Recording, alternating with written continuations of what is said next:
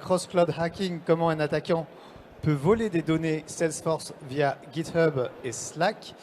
C'est présenté par Pierre-Antoine Failly-Crawford, qui est responsable de l'équipe réponse à incident de la société Varonis. C'est à vous, merci. Bonjour à tous, merci d'être présents aujourd'hui. Donc, je ne vais pas faire les présentations, on va aller assez rapidement, il n'y a qu'une petite demi-heure, donc il y a beaucoup de choses à développer. Ce que je vais faire globalement, c'est vous présenter au moins le positionnement de Varonis sur la partie cloud, donc toute la partie SaaS finalement. On va les monitorer, tout ce que vous voyez à l'écran ici, toutes ces applications, on va venir les monitorer. Pour chacune de ces applications SaaS, on va aller uniformiser les permissions finalement de chacune d'entre elles et vous donner un aspect facilement visualisable en tout cas et recherchable de quelles sont les permissions en question sur chacun des objets. Par objet, j'entends objet Salesforce, j'entends fichier sur Google, folder sur Google, tout type d'objet finalement dans les applications SaaS. On le voit, on utilise l'acronyme CRUD, qui est utilisé la plupart du temps en HTTP sur comment consommer des API avec des droits associés aux objets sur les API REST. C, c'est pour create, R pour read, U pour update, D pour delete et share, le S. On va aller donc récupérer la cartographie de toutes les permissions, mais en plus de ça, on va aller récupérer tous les événements qui se passent sur ces différentes applis SaaS. Donc, quelle que soit l'application SaaS, on va uniformiser une nouvelle fois l'événement et on va permettre d'avoir quelque chose d'unique en termes d'instrumentation d'informations, comme rechercher un acteur spécifique, quelle que soit, l'activité d'un acteur spécifique, quelle que soit l'appli SaaS sur laquelle il vient s'interfacer. De cette manière, on peut facilement, finalement, investiguer, quelle que soit l'appli SaaS, investiguer un événement spécifique lié à un acteur, par exemple. Autre subtilité, on va enrichir chacun de ces événements pour vous donner des infos sur un peu la catégorisation de l'IP, par exemple. D'où vient cet IP-là? Est-ce que c'est un pays spécifique? Est-ce que ça a un peu de threat intelligence au travers de l'IP? Est-ce que c'est une IP qui sort d'un autre sortie Tor, par exemple, ou un anonymisateur d'IP? Ça va vous donner des informations directement dans les événements. On va également pouvoir, sur chacun de ces événements, créer des alertes spécifiques pour vous alerter le plus rapidement possible qu'une activité malveillante dans le sens de votre société s'est passée. Là-dessus, il y a aussi une partie comportementale. Donc pour chaque utilisateur, on va apprendre finalement de quelle est son activité normale, depuis quel IP il a l'habitude d'interagir avec mes différentes applis SaaS, depuis quel pays il a l'habitude d'arriver. Et dès qu'on va avoir une divergence en termes de comportement sur soit de la vélocité en termes de téléchargement par exemple, soit d'un point de vue purement comportemental, il ne l'avait jamais fait auparavant, on va déclencher des alertes. Donc, par exemple, un exemple assez sympa, c'est qu'on entend souvent parler, c'est finalement est-ce que j'ai un bucket AWS S3 qui devient public ou non? Si oui, il va falloir intervenir assez rapidement pour éviter que les données soient exposées trop longtemps publiquement. Dernière subtilité, on va aller agréger chacune des applications, chacune des identités de mes différentes applis SaaS, on va les agréger sous la même identité humaine. Ça va permettre d'avoir une information de tel utilisateur humain à différents types de comptes sur mes différentes applis SaaS. Et de cette manière, on va pouvoir avoir l'information, par exemple, de est-ce que j'ai des identités qui sont externes à mon environnement? Donc, est-ce que j'ai des identités avec qui j'ai partagé de l'information qui ne sont pas soumises aux restrictions de mon tenant, par exemple, ici, Google. Donc, toute la partie Shadow IT va pouvoir être ici, Shadow Identity va pouvoir être décelée de cette manière. Donc, l'appli, c'est une appli SaaS et on va aller directement consommer les différentes ressources des différents services qu'on va monitorer, comme Google, entre autres. Allez, on attaque directement le flux de l'attaque. Donc c'est quelque chose de très basique, dans le sens où on va toujours entamer l'attaque de la même manière. Le but c'est d'avoir une identité, au moins un début de compromission. Il faut trouver une identité qui fonctionne sur une des applis SaaS qui est exposée. Donc ici, un mail de phishing. On va prendre un mail de phishing, on va sur GitHub, et on va l'envoyer à un utilisateur bien spécifique. Il va bien évidemment nous donner ces informations. On va pouvoir utiliser son contexte utilisateur pour pouvoir aller requêter tout ce qui se passe dans Git. Entre autres ici, on va récupérer la liste exhaustive de tous les repos qui existent, donc tous les codes sources d'applications qui existent, et bien évidemment aller rechercher si on a des secrets qui sont stockés dans le code source de l'application. On va pouvoir identifier deux types d'applications exposées pour la même société. Ici, ça sera Slack et le Salesforce, au travers du code source, bien évidemment, parce qu'on aura un connecteur entre Salesforce et Slack, entre autres. Une fois qu'on aura ces informations-là, on va se connecter sur Slack. Ce coup-ci, on n'aura pas de MFA, parce que sur GitHub, on va le voir, il y aura un petit contournement du multi-factor authentication. Et on va se connecter sur Slack et faire un peu de reconnaissance sur Slack. Dans Slack, on va se rendre compte qu'on va pouvoir envoyer des messages sur un channel spécifique, un canal de communication bien spécifique, dans lequel on va forger un lien qui va forcer à un administrateur de devoir autoriser ou installer une application dans Salesforce. Et lorsque ça sera fait, on aura la capacité d'avoir une espèce de porte dérobée dans Salesforce qui pourra nous permettre de consommer toutes les données dans Salesforce au travers de l'identité de mon administrateur ici. Et on pourra aller récupérer l'intégralité des informations dans Salesforce. Donc ça, c'est la vue globale finalement en 3 étapes distinctes qu'on va avoir lors de notre scénario. On commence. La manière dont on va utiliser le contournement du MFA, c'est assez simple. En fait, ce n'est pas vraiment un contournement, c'est simplement une attaque dans laquelle on se met au milieu. Ce qu'on appelle souvent man in the middle. Le mail de phishing, finalement, il va faire atterrir sur une landing page pour notre utilisateur malveillant. Et cette page, finalement, va être hébergée par notre serveur d'application. Donc, du coup, on aura tous les éléments qui seront rentrés dans ce serveur d'application. On aura, bien évidemment, les informations de l'utilisateur, à savoir le login et le mot de passe. Une fois qu'on aura ça, bien évidemment, on va proposer donc, en mode proxy les credentials de cet utilisateur au serveur GitHub qui va lui demander une authentification. Enfin, il va falloir authentifier finalement la session via un code unique et qui sera envoyé ici, bon, peu importe, hein, par SMS, par notification push ou par Google Authenticator ou n'importe quel type d'application qui permet d'avoir des OTP basés sur le temps.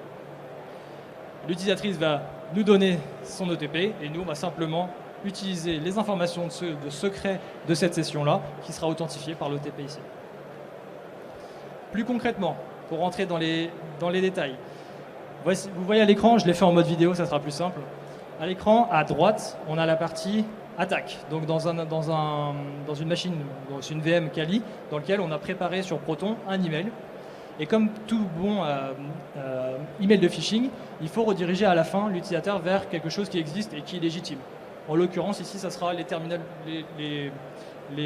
de service de GitHub.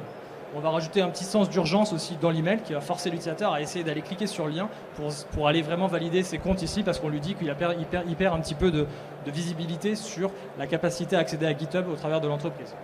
Donc il va forcément cliquer.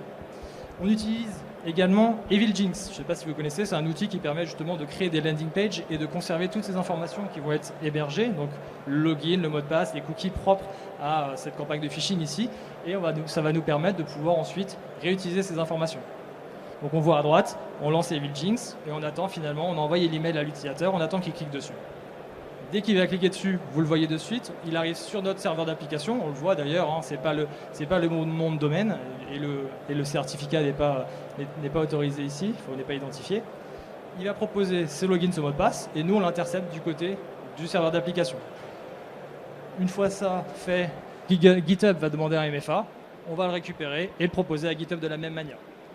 Pour l'utilisateur, finalement, il arrive à la fin sur les termes de service de GitHub, donc tout se passe très bien pour lui, il n'a rien vu, sauf que du côté, ici, attaque, on a récupéré bien évidemment les cookies de session. Donc les cookies, finalement, vous savez, HTTP, c'est un protocole qui n'est pas à état, donc du coup, on ne sait jamais quels étaient les utilisateurs qui sont connectés auparavant. La seule possibilité de savoir, finalement, si un utilisateur qui s'authentifie a la capacité de revenir et de consommer sa session, par exemple sur une appli web, c'est d'utiliser des cookies. C'est la seule manière d'authentifier finalement et d'être certain que l'utilisateur en question a le droit d'accéder à sa session, par exemple ici sous GitHub.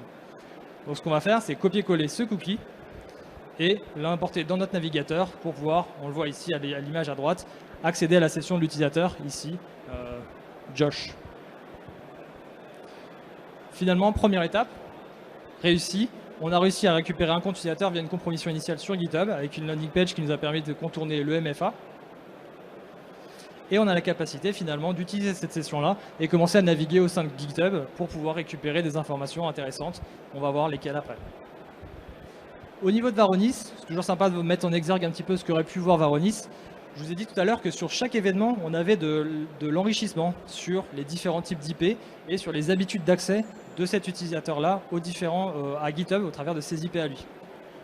On le voit ici, les 2 alertes qui auraient pu se déclencher, entre autres, sur l'environnement, ce sont celles-ci. Donc activité qui provient d'un lieu qui est bizarre. Donc on n'avait jamais vu cet utilisateur auparavant se connecter, par exemple ici, depuis l'Albanie. C'était pas une location qu'il avait l'habitude depuis laquelle il avait l'habitude d'arriver. Et deuxième chose, l'IP en elle-même est complètement suspecte par rapport à l'utilisateur. Il sort d'un node sortie Tor, ce qui est complètement inhabituel. Si on veut venir consommer des applications de type GitHub, il n'y a pas vraiment de nécessité de passer par un node Tor ou un réseau alternatif. Deuxième étape ici, donc la première étape est validée. La deuxième étape va consister finalement à aller récupérer toutes les informations qui peuvent être intéressantes sur GitHub. Comme d'habitude, ils vont faire de la reconnaissance sur l'environnement qu'on vient de compromettre pour pouvoir savoir quoi faire avec. Donc ici, on va se connecter donc sur GitHub, on va aller récupérer tous les repos qu'on peut trouver, dont un, je vous avais dit, qui nous semblait montrer qu'on avait d'autres types de plateformes SaaS gérées par la même société, à savoir ici Salesforce et Slack. On a un connecteur apparemment ici Salesforce, donc une application Salesforce qui permet de s'interfacer avec Slack et proposer apparemment des alertes au travers de Slack. Du coup, on ne va pas se prendre la tête, on va récupérer la totalité de ce code source. On a vu qu'il y a quand même pas mal de fichiers, on ne va pas les regarder à la main un à un. On va télécharger le code source et utiliser un petit utilitaire qui s'appelle GitLeaks, qui permet simplement d'aller regarder le contenu de tous ces codes sources à la recherche de secrets intéressants qu'on pourrait réutiliser. Ça pourrait être des clés AWS, des clés publiques, enfin des clés privées, pardon. Ça pourrait être des mots de passe en clair dans le code source de l'application. Peu importe, on veut récupérer de secrets.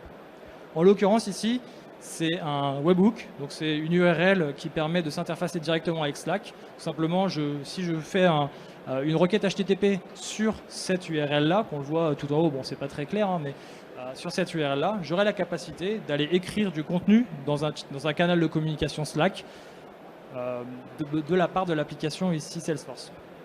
Donc super, on garde ça en mémoire, on va avoir la capacité, si on en a la volonté en tout cas, d'écrire un message sur un canal de communication en tant qu'une identité qui n'est pas la nôtre puisqu'elle est gérée par le service ici de l'application pour Slack. On identifie qu'à Slack, c'est parfait. Du coup, ce qu'on va faire, c'est qu'on a les credentials de l'utilisateur, on va simplement utiliser son login, son mot de passe pour se connecter sur Slack. On les avait récupérés juste avant, donc on va simplement pouvoir ici se connecter avec cet utilisateur. Ce coup-ci, il n'y avait pas de MFA sur cette plateforme, donc du coup, un petit souci de configuration peut-être au niveau du tenant Slack. Donc on va utiliser simplement son login ou son mot de passe, pas besoin d'OTP, pas besoin de faire une attaque de type man in the middle ici, on a simplement la capacité de rentrer ses credentials. Et finalement, une fois authentifié, on va refaire exactement la même chose qu'on avait fait sur GitHub, à savoir de la reconnaissance. Toujours la même chose. Qu'est-ce qu'on peut récupérer ici sur Slack? Donc on est connecté là à droite sur la partie, la session de l'utilisateur sur Slack. Et on va aller naviguer au sein de Slack pour aller essayer de déceler si on a des secrets par exemple. On peut avoir des canaux de communication publics par exemple. Ça peut être des vecteurs de partage de données qui peuvent être intéressants. Donc première chose, on va aller regarder bien évidemment si on a ce type de canaux de communication qui sont en place. Et si oui, si on a des fichiers, des dossiers, puisqu'on peut partager des fichiers et des dossiers au travers de Slack, on peut aller regarder si on a des infos intéressantes qui pourraient y être hébergées. On voit qu'effectivement on a des canaux, entre autres des canaux liés à du développement. Donc on va aller regarder, et qui est public, donc accessible par Josh, ici notre utilisateur compromis. Et on va pouvoir voir qu'on a effectivement des informations intéressantes comme des clés privées et de la configuration ici liée à de l'OpenVPN. Pareil, comme tout bon pentester, on récupère toutes ces informations-là, on les consolide, on les garde quelque part, on va voir si on pourra les réutiliser plus tard. En tout cas, on télécharge tout ça, ça peut être intéressant. Pour retracer un petit peu cette étape numéro 2, assez basique finalement, on a utilisé les informations volées de l'utilisateur juste avant, on les réutilise sur Slack parce qu'il n'y a pas de MFA, on analyse tout ce qui se passe dans Slack pour retrouver les secrets et on télécharge certains secrets qui sont publiquement disponibles via les canaux de communication publics. Toujours du côté Varonis, même chose, on a toujours l'enrichissement au travers des IP et de la géolocalisation et de la threat intel. Donc du coup, on va avoir les deux mêmes alertes qui vont se déclencher ici, non pas sur GitHub, mais sur Slack. Donc, activité inhabituelle pour de la part de cet utilisateur qui vient une nouvelle fois d'Albanie et une deuxième alerte liée au nœud sortie Tor. Deux alertes un peu plus spécifiques à l'environnement ici. On a un téléchargement anormal de fichiers. On n'avait jamais vu cet utilisateur télécharger autant d'informations depuis Slack et surtout depuis ce canal de communication. On va lever une alerte. De la même manière, une clé privée qui est téléchargée ici depuis cet utilisateur, enfin par cet utilisateur sur le canal de communication Slack, on va avoir une alerte de la même manière grâce à la classification du contenu du fichier qu'on va avoir dans Varonis.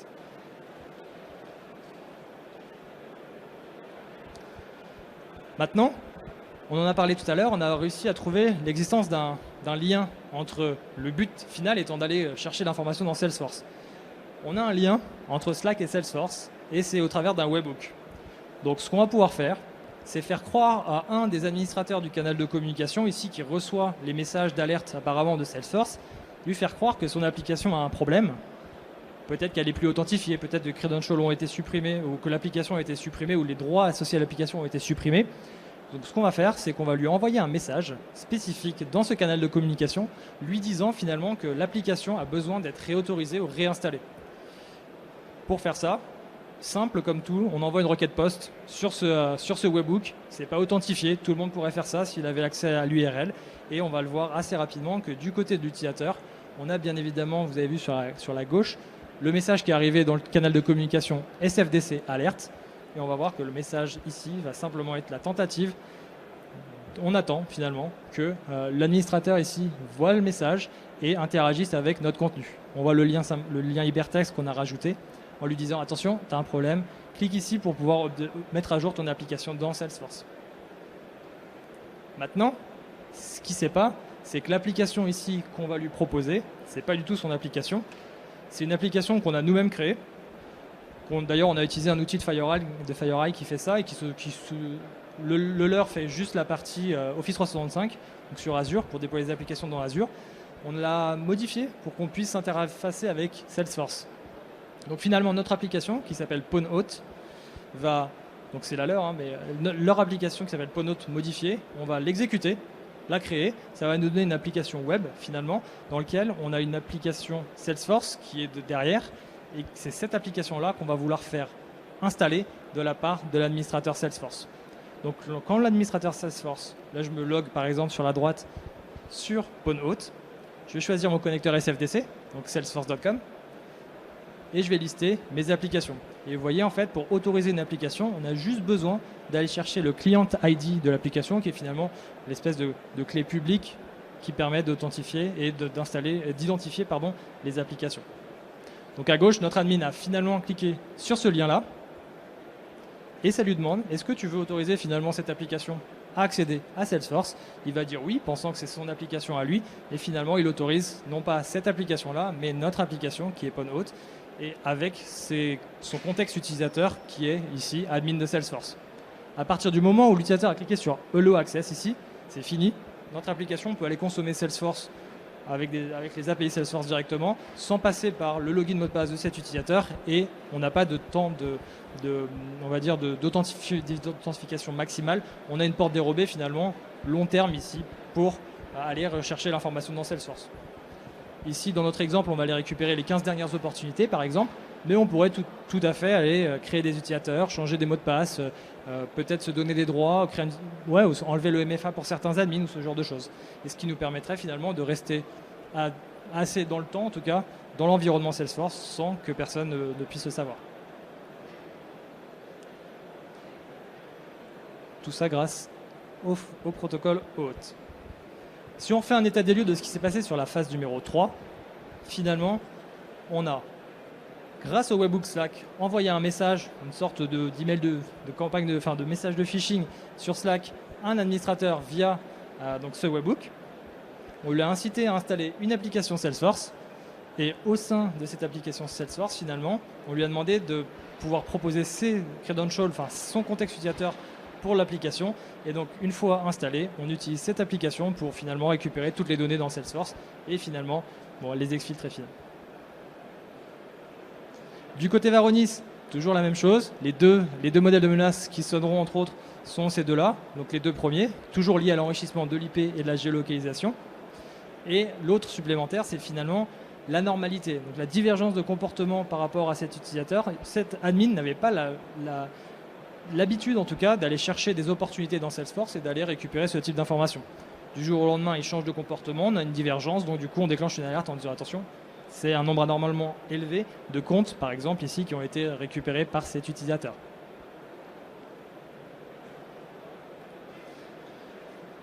Du coup, ce que je peux vous proposer, c'est, si j'ai un peu de temps, c'est de transiter directement dans l'appli Varonis et de voir à quoi ça ressemble et qu'on fasse quelque chose d'interactif un petit peu. Et ensuite, s'il y a quelques minutes, on passera aux questions. Super. Donc ça ressemble à ça, globalement. La vision dashboard, on va pas s'y attarder, on va passer vraiment sur la vision alerte, mais ça ressemble à ça, ça permet d'avoir globalement toute la visibilité de tout ce qui se passe sur mes applis SaaS. À gauche mes alertes, l'activité en haut, la posture sécurité de toutes mes applis SaaS ici au milieu, avec des indicateurs de tendance. Et pour nous, on va passer sur la vue purement alerte. Parce que le but, c'est quand même d'aller investiguer ce qui s'est passé.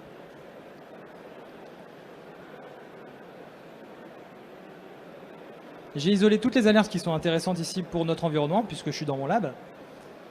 Et ça va me permettre d'avoir rapidement l'information. En gros, c'est à partir de celle-ci jusqu'en haut, c'est toutes les alertes qui sont en lien avec l'attaque ici qu'on a pu voir. La première en question, c'est celle-ci.